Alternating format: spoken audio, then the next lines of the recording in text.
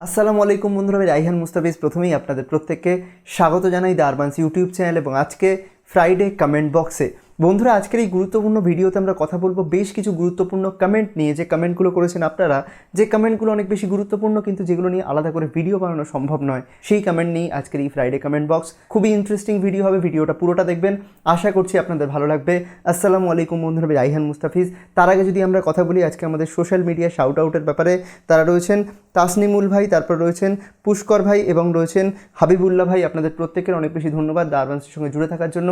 আপনারা যদি জুড়ে থাকতে চান তাহলে ফলো করে নিন আমাদের সোশ্যাল মিডিয়া বিভিন্ন পেজ, যেমন ফেসবুক, ইনস্টাগ্রাম, টুইটার। তাছাড়াও আজকের ভিডিওটা দেখবেন পুরোটা।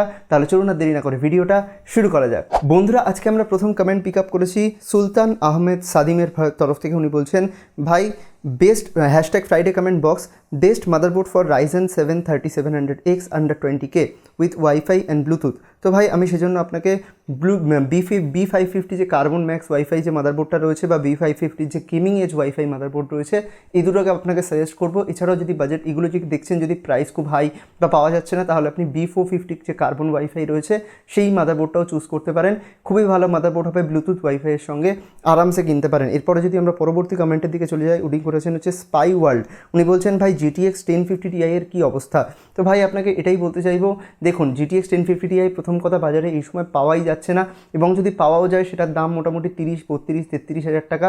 তার থেকে আমি বলবো আরেকটু প্রাইসিং অ্যাড করে, সামান্য 2-4 হাজার টাকা অ্যাড করে আপনি 1650 চুজ করুন, যেটা আপনার জন্য বেশি ভালো অপশান হবে। আশা করছি উত্তরটা পেয়েছেন। চলে যাবো পরবর্তী প্রশ্নের দিকে, যেটা করেছেন সায়ন্তন মণ্ডল। উনি বলছেন, you are right, I am a student and I purchased i3 10100F for 12,000 and 1050 Ti for 20,700. My full PC budget is 60,000. My actual budget was 40,000 including 900p monitor. তো ভাই আপনাকে বলেই দিয়েছিলাম আমি একটা ভিডিও বানিয়ে যে কেন এই পিসি পার্টগুলোর প্রাইসিং এত বেড়ে রয়েছে। সেক্ষেত্রে উনি 40,000 টাকার বাজেট নিয়ে চলছিলেন, কিন্তু একটা মিনিমাম গেমিং পিসি যেটা আমি রেকমেন্ড করি সেটা হচ্ছে i3-র সঙ্গে 1050 Ti। সেটা বানাতে গিয়েই ওনার মোটামুটি খরচা হয়ে গেছে 60,000 টাকা। তাহলে বুঝতেই পারছেন যে প্রাইসিং কীরকমভাবে ইনক্রিজ রয়েছে। এরপরে চলে যাই আমরা যদি পরবর্তী প্রশ্নের দিকে, যেটা করেছেন হচ্ছে অদ্ভুত জিনিস। উনি বলছেন, ভাই আমার কম্পিউটারে র্যাম লাগানোর 4টে স্লট রয়েছে, যদি 3টে স্লটে একই মডেলের 3টে 4GB র্যাম, টোটাল 12GB লাগাই, তাহলে কি কোনো প্রবলেম হবে? অদ্ভুত জিনিস ভাই, আপনি একটু অদ্ভুত একটা প্রশ্ন করেছেন। বাই দ্য ওয়ে আপনার নামটা বললে ভালো হতো। তো 3টে র্যাম স্টিক লাগালে এখানে একটা প্রবলেম আসবে, সেটা হচ্ছে আপনার দেখুন দুটো র্যাম হচ্ছে ডুয়েল চ্যানেলে চলবে, মানে যেহেতু ওখানে 4টে স্লট রয়েছে, ওখানে 4টে লাগালে প্রপার ডুয়েল চ্যানেলে কাজ করবে, বা দুটো লাগালে ফার্স্ট বা থার্ডে বা সেকেন্ডে বা ফোর্থে এইভাবে করে যদি লাগাতেন তাহলে ডুয়েল চ্যানেলে কাজ করবে। কিন্তু আপনি যেহেতু 3টে লাগাচ্ছেন, তাহলে আপনার দুটো 4GB 8GB এর র্যাম ডুয়েল চ্যানেলে কাজ করবে, বাকি একটা র্যাম যেটা রয়েছে সেটা কিন্তু আপনার ডুয়েল চ্যানেলে কাজ করবে না। মানে আপনার যখনই 8GB এর বেশি ইউটিলাইজেশন হবে তখনই আপনার র্যামটা কিন্তু আর ডুয়েল চ্যানেলে থাকবে না, তখন নর্মাল সিঙ্গেল চ্যানেলে চলবে। সেক্ষেত্রে পারফরমেন্স একটু ডিগ্রেডেশন হবে, বিশেষ করে আপনি যদি AMDর প্রসেসর ইউজ করেন। কোন প্রসেসর আপনি এখানে বলেননি, তাহলে একটু পারফরমেন্স বেশি ডিগ্রেডেশন দেখতে পাবেন, কারণ ইন্টেলের থেকে AMD ডুয়েল চ্যানেলে বেশি ভালো পারফরমেন্স দেয়। সেক্ষেত্রে আপনি আরেকটা 4GB অ্যাড করে টোটাল 16GB এর র্যাম লাগান, বা ভালো হয় আপনি দুটো 8GB র্যাম লাগালে। আশা করছি উত্তরটা পেয়েছেন। চলে যাবো পরবর্তী প্রশ্নের দিকে, যেটা করেছেন হচ্ছে আজমান হোসেন। উনি বলছেন হ্যাশট্যাগ ফ্রাইডে কমেন্ট বক্স, ভাইয়া আসসালামু আলাইকুম। ওয়ালাইকুম আসসালাম। ভাইয়া আমি একটা পিসি বিল্ড করবো 2022-এর দিকে।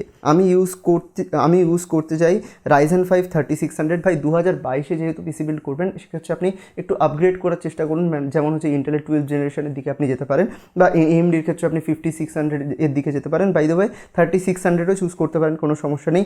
গ্রাফিক্স কার্ড কোনটা ইউজ করবো উনি বলতে চাইছেন। সেক্ষেত্রে আমি বলবো 3600 যদি বাজেটের খুব একটা প্রবলেম না থাকে, মিনিমাম আপনি 2060 ইউজ করুন, যেটার প্রাইস বর্তমান সময়ে মোটামুটি 52-55 এরকম প্রাইসিং পড়বে, অনলাইন বা অফলাইন মার্কেটের কথা বললাম। মাদারবোর্ড হচ্ছে B450 টমহক ম্যাক্স, মোটামুটি ভালো। র্যাম হচ্ছে 16GB, অবশ্যই ডুয়েল চ্যানেলে লাগাবেন। CV 650 ওয়াটের পাওয়ার সাপ্লাই, কোনো সমস্যা নেই। SSD লাগাচ্ছেন 250GB, যথেষ্ট ভালো। এবং একটা হার্ড ডিস্ক 1TB এর মোটামুটি আপনি লাগিয়ে নেবেন, এটা হচ্ছে উনি বলতে চাইছেন।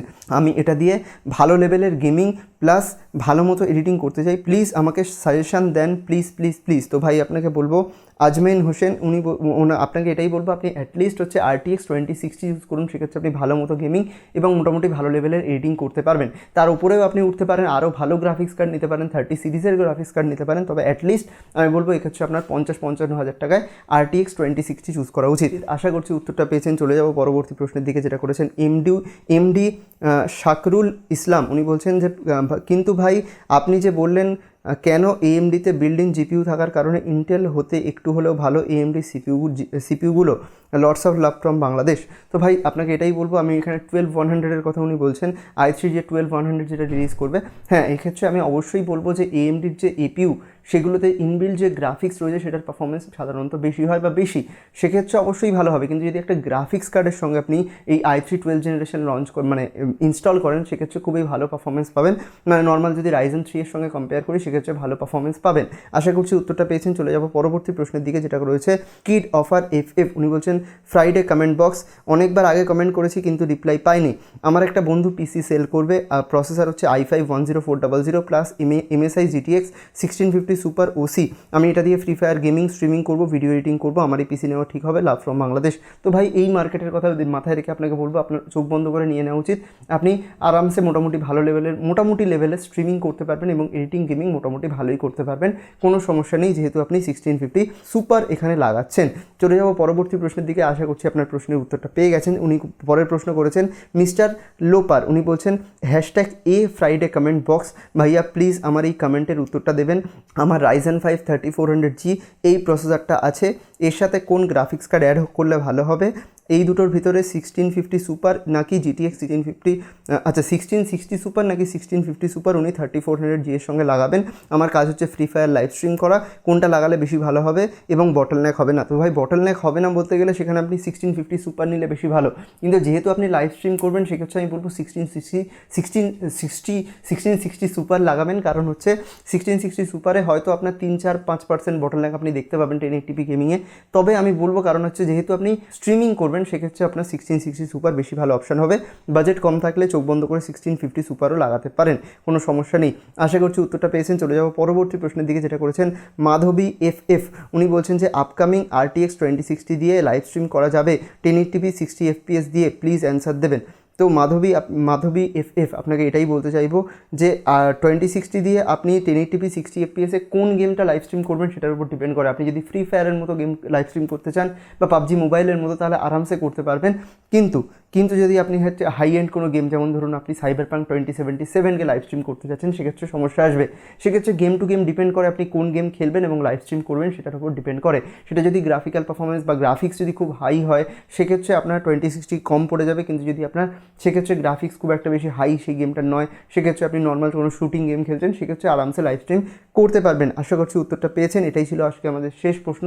আপনাদের যদি কোনো ধরনের প্রশ্ন থেকে থাকে তাহলে অবশ্যই নিচে কমেন্ট করে দিন, যাতে এই ভিডিওটা আরও বেশি মানুষের কাছে পৌঁছায়, যাতে এরকম ধরনের পিসি রিলেটেড টেক রিলেটেড ভিডিও আপনারা আরও দেখতে পান বা আরও মানুষের কাছে যাতে ভিডিওগুলো পৌঁছে যায়। সেক্ষেত্রে আপনাদের একটা জিনিস করতে হবে, ভালো লাগলে লাইক করবেন, খারাপ লাগলে ডিসলাইক করে দেবেন।